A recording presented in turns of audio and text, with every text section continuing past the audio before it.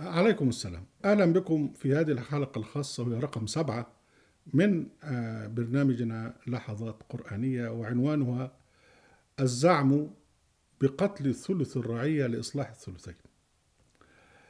آه، ظه- ظهر فيديو لأحد شيوخ الوهابية يدافع عن ولي الأمر، وهم يقدسون ويعبدون ولي الأمر ومن أجله يعصون الله سبحانه وتعالى. المهم، هذا الرجل في شريط فيديو منشور على اليوتيوب يقول إن من حق الإمام أن يقتل ثلث الرعية لإصلاح الثلثين. أولا، الله سبحانه وتعالى يقول: ومن يقتل مؤمنا متعمدا فجزاؤه جهنم خالدا فيها وغضب الله عليه ولعنه وعد له عذابا عظيما. هذه الآية 93 من سورة النساء. لاحظ، قتل مؤمن واحد، ومؤمن معناها رجل مسالم. يعني نحن نتحدث هنا عن الإيمان في القلب، ولكن نتحدث عن الإنسان المسالم. إذا القاتل لهذا الإنسان المؤمن المأمون الجانب المسالم ويتعمد هذا، جزاء جهنم خلودا فيها، غضب الله عليه، لعن الله له، وأعد الله له عذابا عظيما. طيب، ممكن واحد يقتل مؤمن متعمد واحد، ما بالك بمن يقتل الآلاف؟ طيب، ممكن واحد يقتل الآلاف وبيعتبر مجرم. طيب، ما بالك بالذي يعتبر قتل هذه الآلاف المؤلفة دينا؟ طيب، ما بالك بالذي يسوغ له بالدين الأرضي أو بفتوى أن يقتل من شاء؟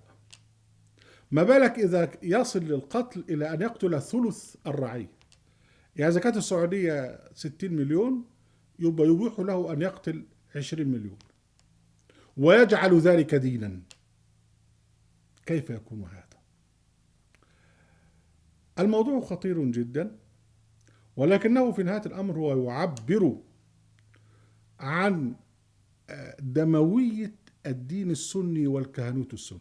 فهذه الفتوى قيلت في عصر الخلفاء، حيث كان الخليفة يعتقد أنه يملك الأرض ومن عليها ويفخر بذلك.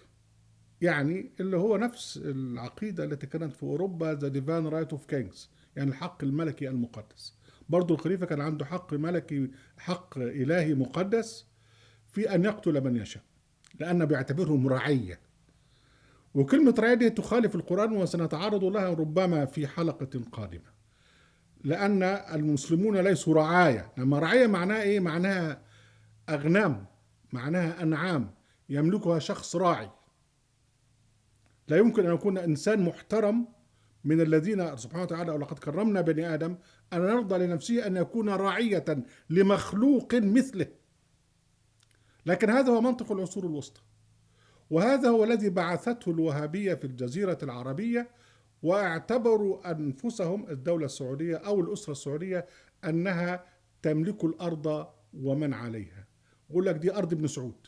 ده كان موجود كده في الدولة السعودية الأولى والدولة السعودية الثانية، والدولة السعودية تقول لك دي أرض ابن سعود. يقول لك دي حقنا، ده ملك ابن سعود، خدها بالسيف، خدها بالوهابية، لكن أصبح هو يملك الأرض، وأصبح يملك البشر والحيوانات التي تعيش على هذه الأرض.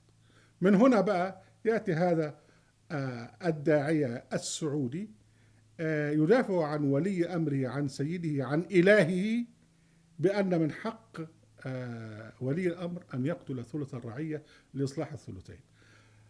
حقيقة الأمر أنني أحمد صبحي منصور أول من أثار هذه الفتوى في التشنيع على الدين السني.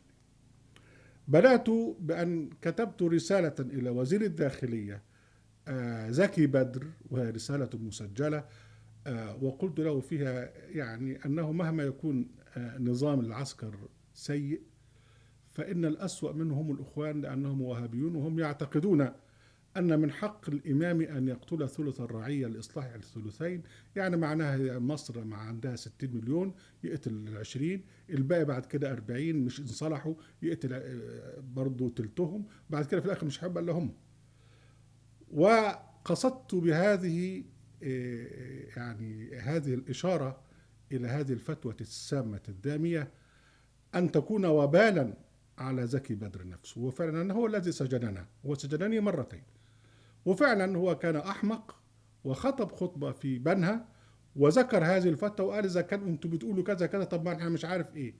فثار الناس عليه وشرد جرية الشعب عليه فعزله حسني مبارك. هذه حقائق تاريخية. فبعد كده فيما بعد شيخ الأزهر السابق سيد طنطاوي اعترف بوجود هذه الفتوى. وحاليا بقى نسعد بهذا الشخص الذي أعلن هذه الفتوى ليبرر ما يفعله الأمير ولي العهد، أن من حقه أن يقتل ثلث الرعية لإصلاح حال الثلثين. إلى هذا يعني إلى هذه الدرجة يبلغ التناقض بين الإسلام دين الرحمة وما أرسلناك إلا رحمة للعالمين، ده الآية 107 من سورة الأنبياء، وبين الوهابية التي نشرت الفساد وحمامات الدم فيما حولها، وسترتد هذه الحمامات إلى داخلها، وسينتقم الله جل وعلا من أولئك الذين شوهوا دينه وجعلوا الإسلام دينا للإرهاب والدماء والتعصب والتزمت والتطرف. أحبتي، أهلا وسهلا بكم في برنامجنا لحظات قرآنية وفي قناتنا أهل القرآن، وأهلا بكم في موقعنا أهل القرآن، وأرجو أن تشاركوا معنا في نشر ما نقول. عليكم السلام.